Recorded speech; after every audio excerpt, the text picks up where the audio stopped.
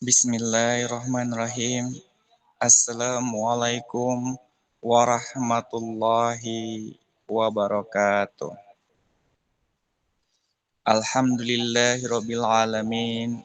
Wassalatu wassalamu ala asrofil anbiya'i wal mursalin wa ala alihi wa ashabihi ajmain.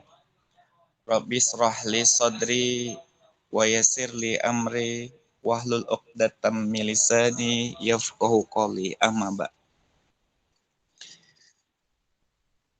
Puji syukur marilah kita panjatkan kehadirat Allah Subhanahu wa taala atas karunia-Nya yang luar biasa sehingga memungkinkan kita bertemu secara daring pada kegiatan hari ini. Kemudian salawat dan salam tak lupa pula kita hadiahkan kepada junjungan kita Nabi besar Muhammad sallallahu alaihi wasallam, keluarganya, para sahabatnya, para tahirin, serta para pengikutnya dari masa ke masa. Mudah-mudahan dengan kita senantiasa memperbanyak salawat atas beliau dengan mengucapkan Allahumma sholli ala Sayyidina Muhammad wa ala ali Sayyidina Muhammad. Kita masih termasuk ke dalam golongan umatnya yang tidak hanya mendapatkan syafaat beliau di yaumil mahsyar kelak, tapi juga di dunia ini. Karena kata Allah, barang siapa yang bersalawat 1 kali atas Nabi, maka Allah Subhanahu wa taala akan bersalawat 10 kali atasnya. Yang sama-sama kita memuliakan dosen kita Al-Ustadz Dr. Husnel Anwar Matondang MAG dan Dr. Asror Mabrur Faja MA. Pada kesempatan kali ini, topik yang akan kami sampaikan adalah sunnah yang berkedudukan langsung sebagai penafsir Al-Quran. Seperti yang kita ketahui bersama, menafsirkan Al-Quran dengan Al-Sunnah adalah salah satu cara penafsiran yang biasa digunakan dalam metode tafsir bi al-ma'sur. Tafsir bi al-ma'sur adalah salah satu metode penafsiran Al-Quran yang paling kuat dan diakui keabsahannya, yaitu metode menafsirkan nas-nas Al-Quran dengan menggunakan nas-nas Al-Quran itu sendiri atau menggunakan sunnah Rasulullah Shallallahu Alaihi Wasallam. Adapun yang akan kita bahas pada kali ini yaitu apa sih perbedaan tafsir dan al-sunnah? Yang kedua, apa sih keterkaitan antara tafsir dan sunnah? Kemudian yang ketiga, apa sih fungsi sunnah dalam penafsiran Al-Quran? Dan yang keempat, metode dan model penafsiran sunnah apakah ya terhadap Al-Quran? Yang pertama, tafsir dan al-sunnah. Surah Al-Furqan ayat 33 yang berbunyi, A'udzubillahi minasyaitonirrajim, wala yatunaka bimathalin illa ji'naka bilhaq wa ahsana tafsira. Tafsir adalah menjelaskan makna ayat mengenai arti pentingnya, kisahnya, sebab diturunkannya, menggunakan lafaz yang dapat menunjukkan maksud yang merupakan fakta. Sedangkan menurut istilah ahli hadis, sunnah adalah apa yang ditinggalkan dari Nabi Muhammad SAW atau asar, berupa ucapan, perbuatan, takrir, sifat fisik, atau akhlak, atau sirah peri kehidupan, baik sebelum beliau diangkat menjadi Rasul atau sesudahnya. Nah, sekarang kita akan membahas keterkaitan tafsir dan sunnah. Kata tafsir dan sunnah memiliki keterkaitan erat.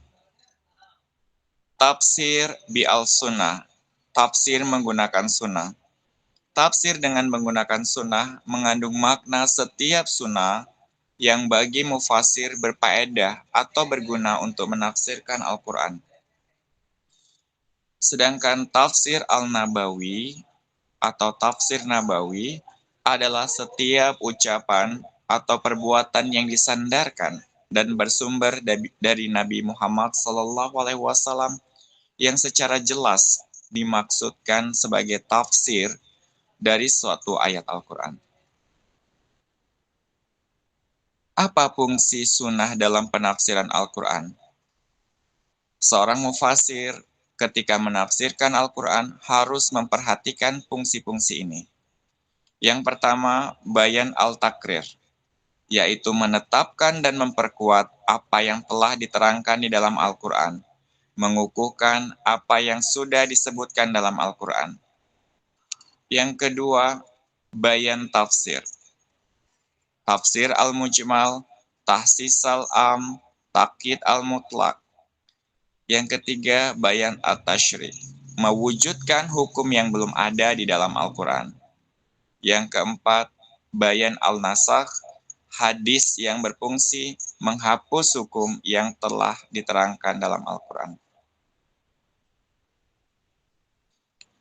Sunnah atau hadis digunakan untuk menjelaskan asbabul nuzul dari Al-Quran.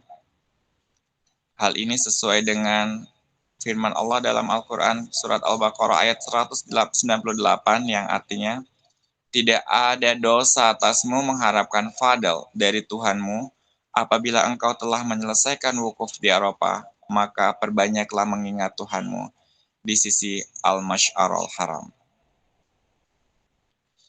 Apakah yang dimaksud dengan fadl? Bisa jadi terkandung zikir, doa, pahala, tetapi makna sebenarnya adalah berdagang pada waktu haji, berdasarkan hadis riwayat Bukhari. Utsman bin Al-Haytham menyampaikan kabar kepada kami, Ibnu Juraij memberi kabar kepada kami, Amr bin Dinar berkata, Ibnu Abbas radhiyallahu anhu berkata, Du'al Majis dan Ukas adalah pasar tempat berkumpul manusia pada zaman jahiliyah. Tatkala Islam datang, para sahabat seolah membenci itu, sehingga diturunkanlah ayat yang berbunyi, tidak ada dosa bagimu berusaha padel dari Tuhanmu dalam musim-musim haji. Kemudian sunnah atau hadis digunakan untuk menjelaskan lafaz atau ayat Al-Quran. Surah Al-An'am ayat 156 yang artinya, pada hari datang sebagian ayat Tuhanmu tidak bermanfaat seseorang imannya yang tidak beriman dari sebelumnya atau berusaha berbuat baik dalam imannya. Dalam hadis, Nabi menjelaskan bahwa saat imam yang tidak berguna kecuali kalau seseorang sudah punya iman terlebih dahulu. Itu terjadi tatkala matahari terbit dari arah barat. Ishak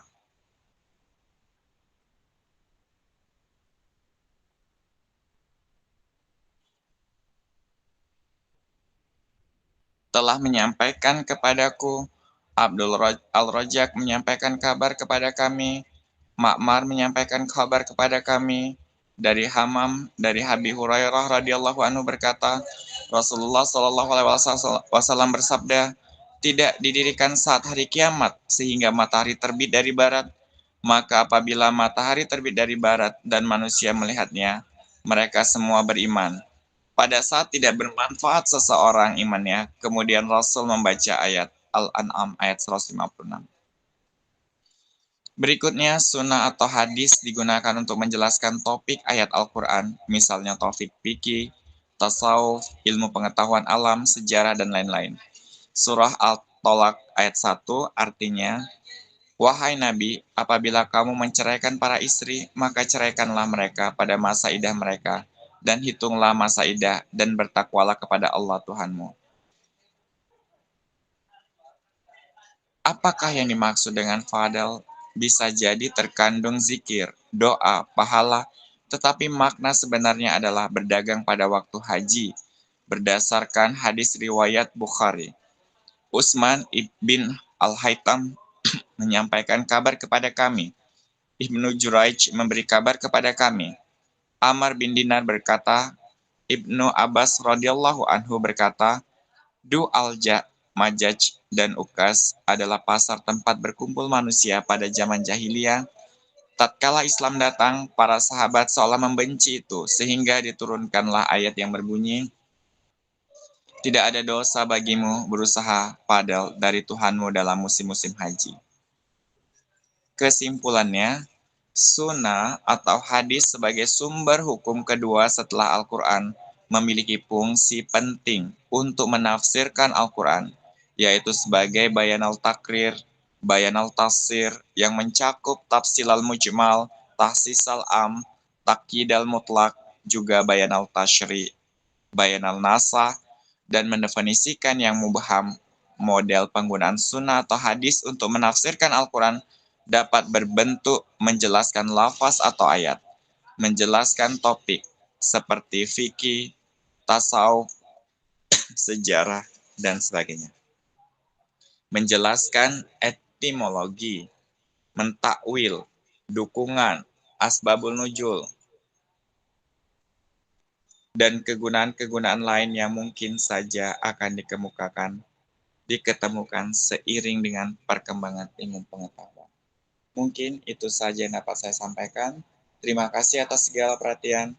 Mohon maaf atas segala kekurangan. Mohon ampun kepada Allah Subhanahu wa taala. Usikum wa nafsi bittaqwallah. Wassalamualaikum warahmatullahi wabarakatuh.